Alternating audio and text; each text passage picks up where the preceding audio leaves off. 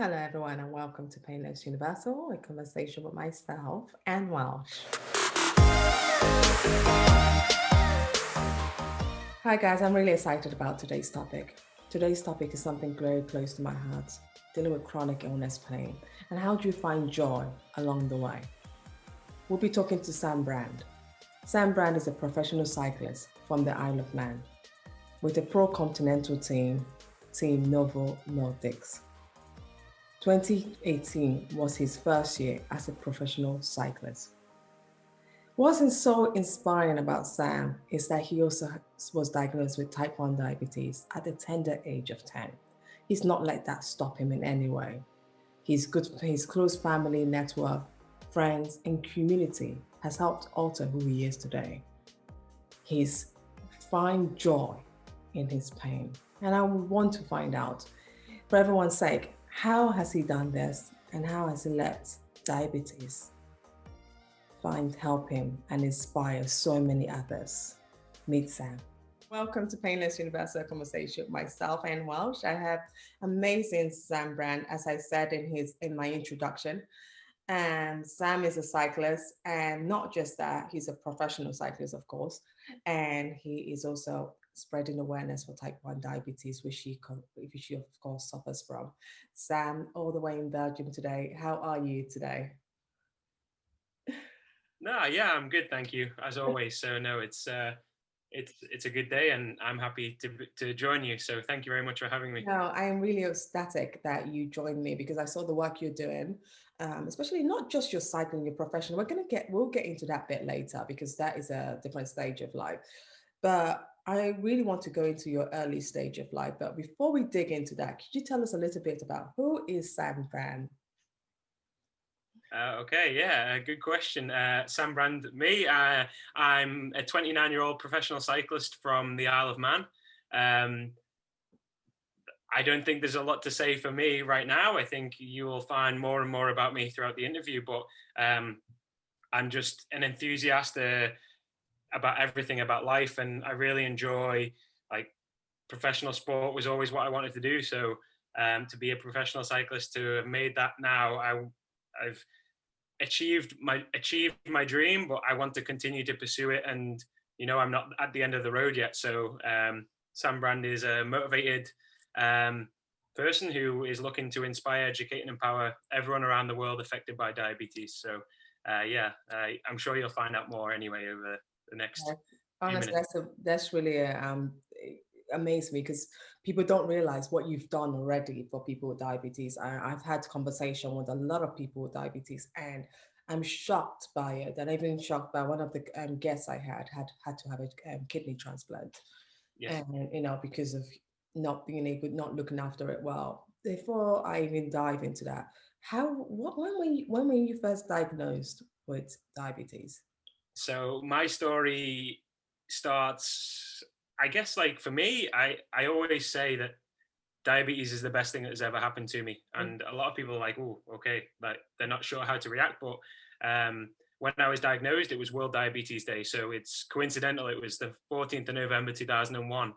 So for me, that's kind of like a bit of fate, So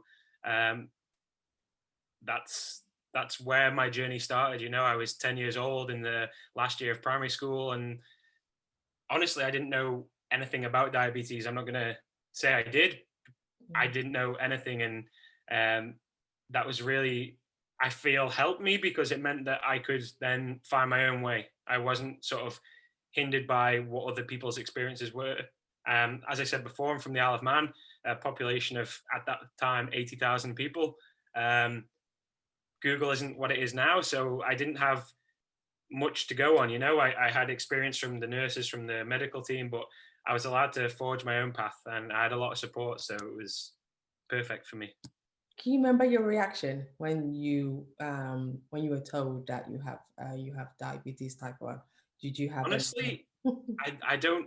I remember sort of the day, but the only recollection I had of going into hospital was to see my brother when he had his appendix out a few years earlier, and I just remember my uncle coming with a big bag of sweets, and I thought, oh, this is going to be what I was excited because I thought this was going to be what was happening to me. But in terms of learning to manage from day one, it just kind of, I I don't really remember. I think for my parents, who obviously understood the situation a lot more than a 10-year-old, I think it was a lot harder for them. But for me, I was just, playing the latest video games and just in this bedroom surrounded by nurses giving me a lot of attention. For me, it was the dream, it wasn't so bad.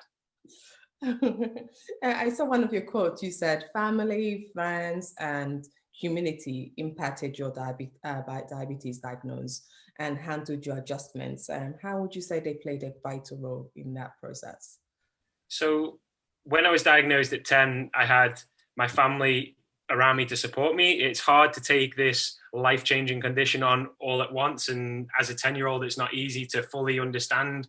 So my parents really had to learn the same day. It wasn't just me who was being diagnosed with diabetes. It was them taking everything on board at the same time. I had a father who was petrified of needles. For me, I didn't really understand the gravity of the situation. What they were telling me was, when someone says, for the rest of your life, you're going to have to do injections, I don't like to look at it in such a broad term, because for me, it's day by day, and it's always day by day in everything I do. It's, step by step. You cannot achieve everything in one go, and you cannot destroy everything in one go. So instead of thinking, in 40 years time, I'm going to be taking injections every day, and just take one day at a time, it makes the situation so much easier. And for me, having a family that was so supporting around was incredible. It really, really helped. And the diabetes support team on the Isle of Man was incredible as well. So they, from day one, allowed me to continue to do all that I was doing. So I was a very active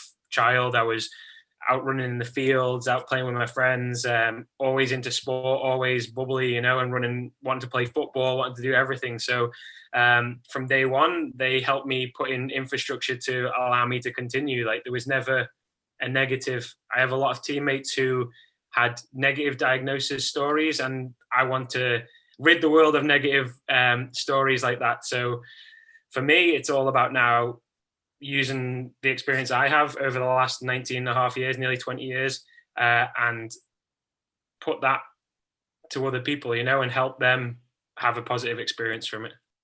I have a 11-year-old son now. And what were the key symptoms that you noticed that made you or your parents notice? For that, most people out there might not even know their kid has diabetes type 1. What were the symptoms you found? Yeah, so for me, it was pretty textbook, which is increased thirst, really increased thirst. So it's sort of drinking a pint of water every few minutes and going to the toilet every few minutes, and increased thirst. I had a huge weight loss. I was losing kilograms over the space of a week.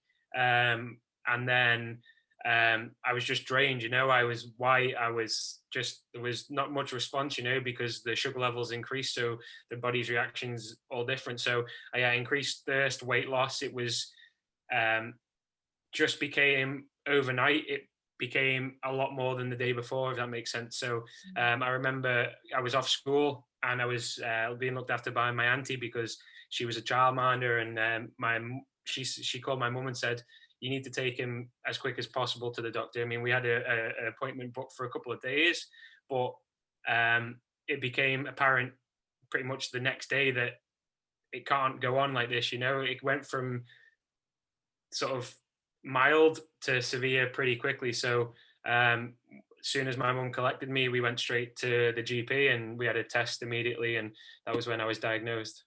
Wow. Yeah. No, that I think that's absolutely helpful because so many parents out there might not know them. You might just assume the child is being lazy or the child is trying to Yes, avoid school. that's true. And just having I've heard people drinking so much and they'd be like, why are you drinking so much? Come on, stop drinking. Yeah. And this is just real incident I've seen and heard. But just hearing it from you that these are not abnormal symptoms, that you should actually look into it. Yep. What inspires me about yourself, Sam, is that you've been able to take on this diagnosis of diabetes type 1 to be able to go into sports. How did you, because I have a chronic illness myself, and I wasn't able to manage my own self, let alone take on sport. It's just now in my 40s that I started doing sports. I said, now enough is of this. I need to really get into sports. And there you are at tender age. You didn't feel sorry for yourself. You actually went into sports. How did you manage to manage both? So, I mean, I was, like I say, and I know there's a lot of people who will see this and think, how can he be so positive? But for me, I was never given a negative, and even if I was, when I was, Mm.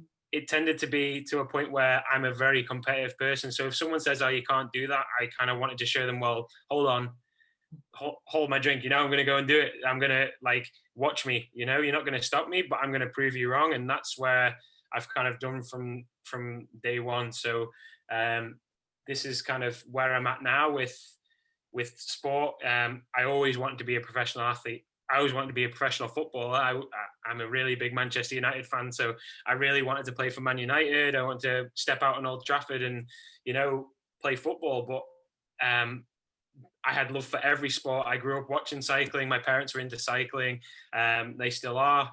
My dad was a age group level triathlete, so I had a lot of influence around me. And in the Isle of Man, there's a huge sporting arena, a huge sort of group of motivated athletes. So for me, I was always drawn to sport. It was in school. I was a bit of a runner. I was I did everything, So when I was lucky as well. Like in my football days, I only knew at this time maybe one or two other people on the island with diabetes, and one of them was the daughter of my football coach. So I was lucky that one of the other people I knew, who was maybe 10 years older than me, her father was my coach at football. So I already had the support network that allowed me to do what I wanted to do.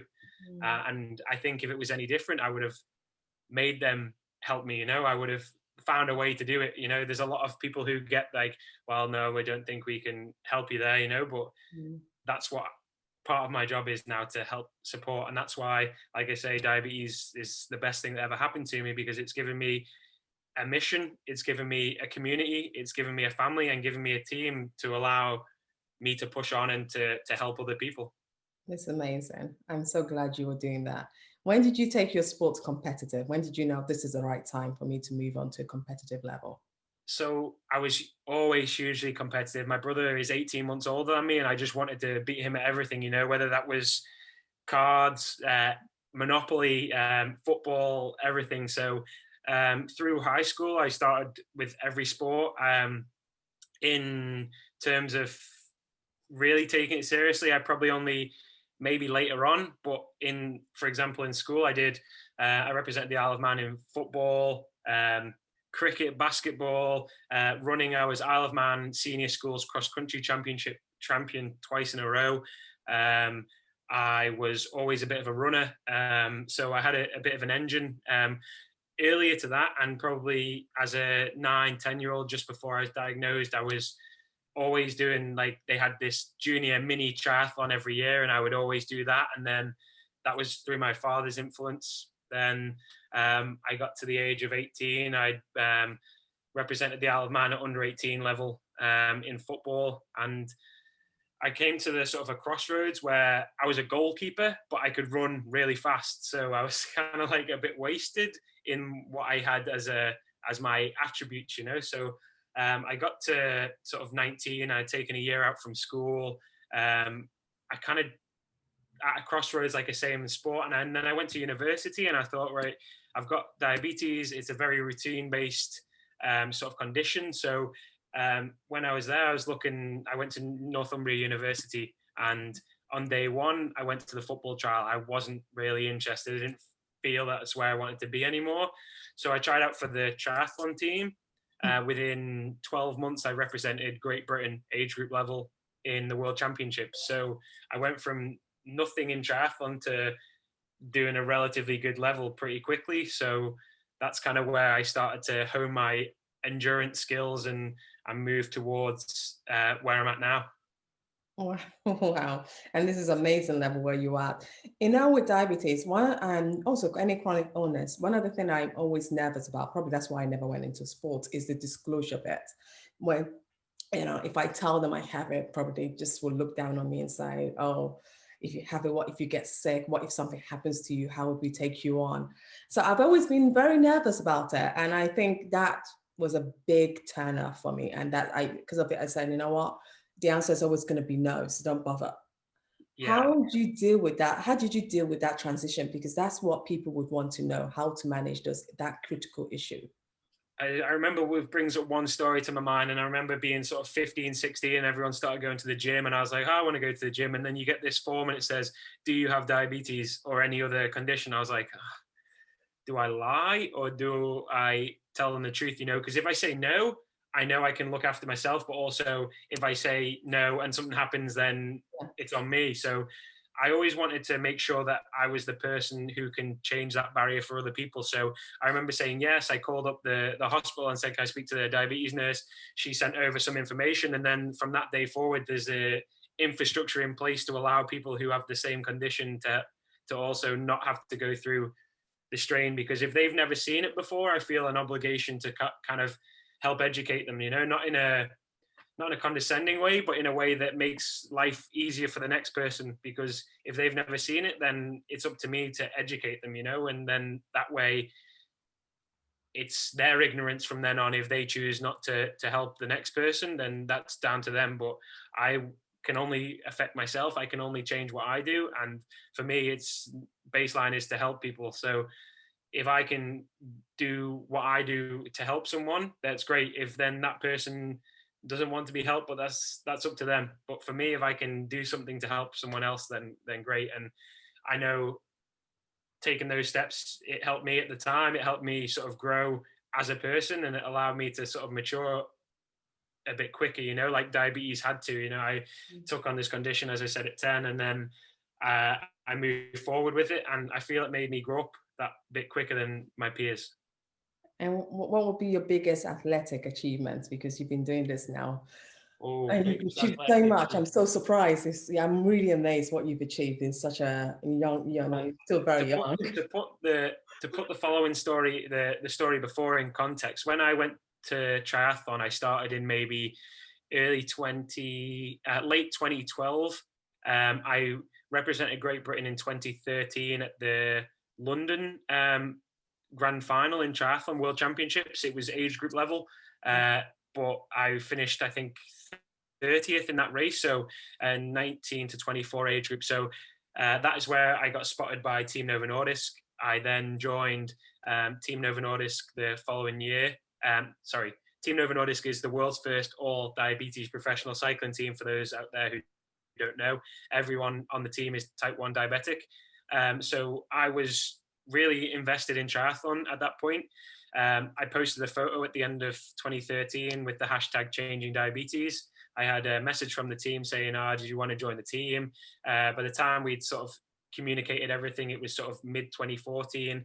I then applied to be on the triathlon team because I was in the middle of a degree. I wanted to finish my degree. I think my parents probably would have killed me if I'd said 1 year left in your degree, you're gonna stop. But I asked, could I do it? And they said I would have to be in the development team. I would have to be based in America. So I took the option to.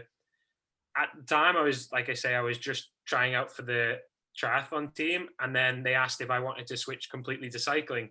And at that time, I was like, had never really thought about it. I was still flying high in triathlon. I was getting places, you know, I was really up and coming. I'd only been doing it for 18 months. So I felt my future was in triathlon, and that's where I was really enjoying myself. Then 2015 came around, final year of university. I finished second at the British Championships in triathlon. And then there was this crossroad and again, another crossroad. And I'm a firm believer of taking every single opportunity, no matter what, you know, because if you open more doors open. But if you close one, you don't know the hundreds you're closing behind that one. So after finishing second at the British Championships, I flew out to America to what I thought was a talent ID camp for Team Novo Nordisk. But I also believed that I was going because I was a bit older than most guys and I was there to help out. 2 months later, I received a contract offer to be a development rider. Now, I had a graduate scheme lined up with one of the biggest quantity surveying firms in the UK. Obviously, a decision like this, I talked to my parents about it, and my dad was like, well, he's a huge cyclist, huge cycling fan. Well, you've been doing sort of your degree for 4 years. I think it's time that you made. But he never really tried to influence me. He did that for it to be my decision. Yes. I remember copying him back into the email to the team, and I said, let's I'd like to accept your offer. And then I got this response back from my dad 2 minutes later saying, let's do this, So his confirmation was kind of like, I had to make the decision, then he's on board. So that was the end of 2015, sort of October time. Mm-hmm. I quit my job that I'd had for a couple of months. They were all fully behind me. I've had so much support from them through my triathlon career and through when I was leaving. And then, so I only became a cyclist in 2016. The 1st of January 2016, I'd never ridden a bike race. I'd been around cycling, as I said. I'd done triathlon, but it's not the same sort of style of cycling. Within, I don't know, I went from being my first bike race in May 2016 to riding the highest level of professional cycling within 18 months, So after joining the team in 2016, I moved to the professional team 18 months later. So I kind of went from nothing to the top of not top of the sport, but the top of our infrastructure in our professional team in such little time. So it's I still pinch myself. My mind is still kind of sort of not used to the fact I'm a professional athlete, but I live the dream every day, and to do it for the reason we do it is even more special. So to bring you back around to my best sporting achievement, in 2015, I wanted to go to the Commonwealth Games. I wanted to go to the Commonwealth Games as a triathlete. In the end, I went as a cyclist. So in 2018, I went to the Gold Coast Commonwealth Games for the Isle of Man as a cyclist. It was a crazy few years, because at the start of the cycle, I was a triathlete, and at the end of the cycle, I was a professional cyclist. So I kind of went through the steps so quickly. But for context of those people who are into cycling, I've raced the Commonwealth Games. I've raced in the World Tour, which is the highest level of professional cycling. I've raced in the World Tour at multiple races. I raced Ride London 2 years ago. I raced in Abu Dhabi. I've done Milan San Remo, which is one of the biggest cycling races in the world, 300 kilometers from Milan to San Remo, a monument, twice. So when I tell my dad, like, oh, I'm going to Milan San Remo, he's like, wow, okay. So like to share that moment with my parents, they flew out to the Commonwealth Games in Australia. They were there in San Remo when I finished Milan San Remo. So for them, the support that they give me is unbelievable. And to do it to represent everyone around the world affected by diabetes, to show them like, okay, like not everybody wants to be a professional athlete, but we're trying to show through cycling that you can do what you want, like there's no reason why just because someone says, can you eat that? Can you do that? Are you sure? It doesn't mean that you have to follow, I mean, it means that we're chasing our dreams. We want to help you and empower you to chase yours. Now, it's so sad to see that there's people around the world who are being told that they can't do something. It's the same with, can you eat that? I'm like, well, I can eat whatever. As long as it's not poison, I can eat the same as you. I just have to do a different sort of mode of, I have to administer my own insulin, whereas your body passes your own insulin, so I just have to be careful to monitor my blood sugars a bit more. It's a manageable condition. Okay, it's not the easiest, but I want other people to not be put off chasing their dreams. That's really humbling to me. I mean, I talk a lot, I know, I'm sorry, but it's no. I just want other people to be positively affected from everything I do. If I can do that, then I don't know. I mean, change one person at a time. You don't have to. There's this misconception that you have to change a million people. But if I make one person smile or one person's life better a day, then that person they impact is then tenfold, So if I can change one person, make one person more happy, that is enough for me, you know. But to do it every day and to do one more person each day, that is so humbling. It's incredible. I love your quotes about your blog you wrote about, Yes. lockdown. You were very honest about it. You said lockdown is happened, but at the same time, it's an opportunity for us to reevaluate ourselves and look at ourselves and not just look at the negative side. What made you, what were you thinking when what was going through your mind when you were giving us that advice? Because that was so crucial, what you were saying, because a lot of people are, even now, there's still talks of the second wave. In case that comes, we might all be in lockdown again. I love that you said, even though I'm not doing my sports anymore, I still retooled my mind. How did you do that? I mean, I'm pretty not. I like to think of things. I think sometimes we overcomplicate every situation, and I'm not saying that in a rude way, in a bad way. Mm. We're wired as human beings a lot to be negative. It's easier to say I can't and I won't than it is to say, okay, yes. You know, it's easier to say not today. You know, if like I'm the worst. If like my mum's taking the dog out for a walk, you want to come? But yeah, of course I'll go. You know, it's easier to say for me. I prefer to say yes because it's a situation. It goes back to the opportunities. And okay, lockdown was difficult. You know, it was tough for everyone, Mm. but you have to make the best of every situation, whether that's good or bad. And if a bad thing happens, there's always a good situation. And people are like, oh, how can you be so positive? I mean, because what do you want me to do? If I'm negative, then who do I benefit? I don't benefit anyone. Okay. Sometimes I might sit and go, oh, not again. Or I might take a negative mindset for a little bit, but I try to flip every situation into a positive, and I'm a firm believer that there's a positive in every situation, even in a negative, what might on the outset look negative. For me, if I'd sat there and I'd had the few months where lockdown was, we were lucky in the Isle of Man. I could always be outside training. A lot of countries, a lot of teammates had to be inside. Like my Spanish teammates, Italian teammates, they were all really locked down in their garage. They couldn't train outside. But I took the bull by the horns, shall we say, and I was in the situation where I only started 2016. Like I said, I had this opportunity now, 3 months, 4 months. It was indefinite at the time, but I have a period of time now where I can really catch up. This is a situation that I can use to my advantage to gain as much ground on my competitors as possible. Some of them who have been in cycling longer might be like, well, I'm going to take it easy for a little bit.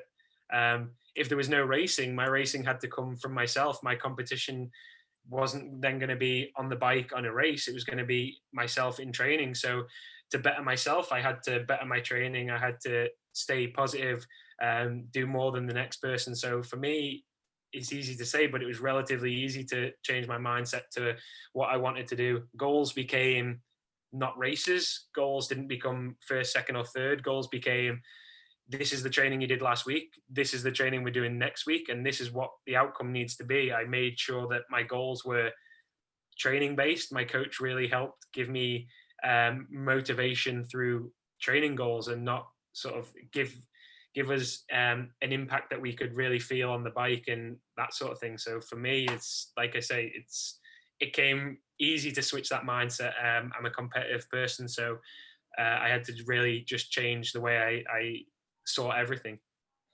Sorry, Sam, before I go to my final question, because honestly, I could talk to you all day. You're such an inspirational person in the sense that you just look at everything in a way that is just so positive. And I really wish I growing up and I had my chronic illness, because I always say to people, pain or what, it doesn't matter if you have diabetes, if you don't have high blood pressure, sickle cell, it doesn't matter what you have. What you need is that motivation. You need someone driving you. But I love your quote. You said something about motivation and commitment. There's a Yeah. huge difference. You said the motivation is one thing, but people overuse that word, motivation. But for you, it's all about commitment. How do you, what do you mean by that? Because I actually, it got me thinking. It's actually so, because it's true. You hear motivation everywhere. You Google and you type hashtag motivation or even Instagram. There's so many. I think it's over 100 or hundreds of million, even if not a Yeah. billion now. But you focus on that commitment. Could you just quickly help me touch on that subject, commitment? Yeah. So, I mean, for me, like, people call me sometimes an inspiration. I find that not difficult because it's a really nice thing to hear, you know, but I can help inspire someone, but I cannot give you motivation. I can be there to say, I want to be just like Sam Brand. That's exactly what I want to do with my diabetes, maybe not as a cyclist, but as something else. So I can help inspire people, but motivation has to come from within. Now, I was taught by a good friend of mine, the kind of this concept, and motivation is great, but it comes and goes, you know. There's times where you look outside and it's wet and it's horrible, and I'm not going to try and sort of con people and say motivation is always there, but I mean, I am pretty motivated, self-motivated. But for anyone out there who's struggling with that motivation, for me, the reward is commitment. Every day I wake up and I'm committed to an outcome, I'm committed to a goal. So when my motivation isn't there, I realize that I'm committed to the goal. So if your motivation is there and I'm like, oh, I need another coffee to go, my commitment to the cause is the fundamental. So even if the motivation is low, I'm committed to achieving a goal. So for me, that's motivation will come and go. I'm not going to lie to you and say that motivation is always going to be there. But if you're committed, really committed to the outcome, then it doesn't matter how much motivation you have, the commitment will always be there. And it makes the hard days that much more easy. You know, for me, like even when motivation is really at a low, I know that I'm committed to help change everyone around the world with diabetes. And my commitment to them is to get out on my bike and train. And I tried to be the best person I can be, the best athlete I can be to empower them. And that is the commitment I've made. That is the commitment I've made by joining the team. So whether my motivation says, oh, it's raining outside, I know that I won't feel good unless I've committed to the cause and done everything I can. And that is the commitment side. You know, it's not, motivation won't always be at 100%. And if it was, then everyone would do everything, you know. So as long as you're committed and you're 100% behind that commitment, then you can't go wrong. Oh gosh, that is really true. So our final question is all about the research and your hopes for people with type 1 diabetes. What are your hopes in terms of research and awareness? How far is that going, and what more needs to be done to make, put it in more in the spotlight? Well, we have two fantastic charities in the UK, which I'm both sort of, I tried to help, and I'm both ambassador for both. It's Diabetes UK and JDRF, which is the Juvenile Diabetes Research Foundation. And a lot of the money that people raise goes into to sort of try and find a cure and the next step. And now we've got continuous glucose monitoring, which relieves the fact you have to test your blood all the time. It's just a continuous monitor, which would go to your phone or a receiver, and allows you to sort of really get to grips with what's happening between blood tests, because normally you had 2 points. Now you'll have a line between them with the continuous monitor, so you can see what's happening in the middle, because if you take 3 points throughout a day, you don't know what's happened in between them. So that technology is advanced so much in the last 5 years. We now have pumps to allow the insulin to be administered, and now they're getting to the point where the continuous monitor can talk to the pump. It's not quite there. There are teething issues. Everyone has a different regime. As I say, I'm not a doctor, but I hope that everybody, and it's going to sound like such a cop-out, but everybody gets what they want from the research, you know, because for me, I've learned to live with taking injections every day. So my regime has pretty much not changed since day one. And if it doesn't change for another X amount, you know, it doesn't faze me too much. The days where it's not as easy as the day before, no 2 days are the same. I can wake up and eat porridge every single day, do the same amount of insulin, and come up with a different answer at the end. Sorry for my phone. So I could come up with a different answer at the end.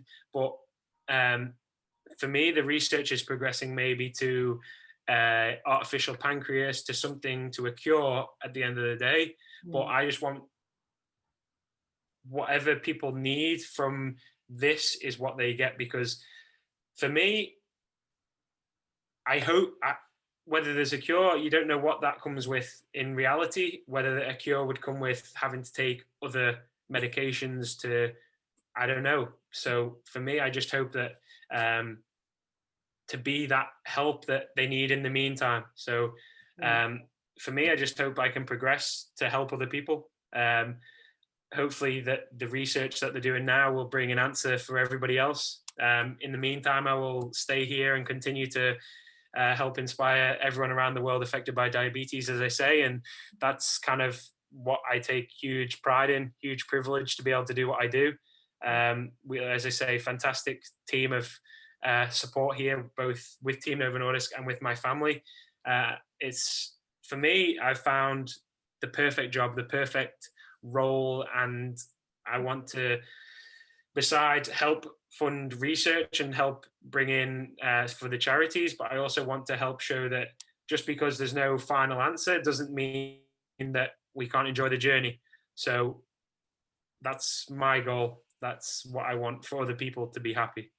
Well, Sam Brand, I'm really honored to talk to you today because you did shine. You're doing a lot. You're shining a real light, and not just people with diabetes, but I think other people who have a chronic illness will actually be able to relate to you and know that it doesn't matter what they're going through, they could still see light at the end of the tunnel, and they could still find that do their passion, things they really enjoy.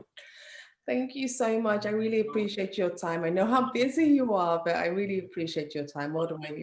One last thing, if you don't mind. I mean, like, for those who do struggle a little bit with diabetes, with any chronic illness, to just always remember that tomorrow is a new day. It will get better. It's not always easy, but like I say, you go to bed, wake up, tomorrow's the next day. So try not to put too big a load on your mind. Try not to worry too much. It's easy for me to say, but yeah, tomorrow is a new day, and we go again, and we try to make each day better.